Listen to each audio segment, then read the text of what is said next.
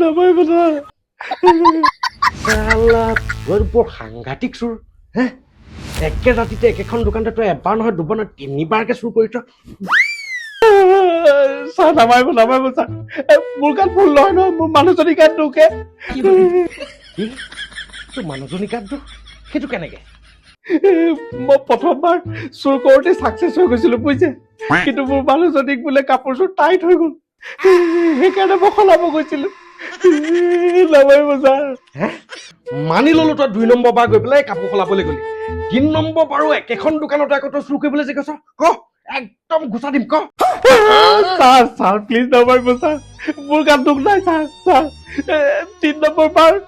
মই গৈছো এইটো কাৰণে যে মোৰ মানুহজনী কালাৰটো বোলে পচন্দ হোৱা নাই ছাৰ কালাৰ সলাব গৈছিলো ছাৰ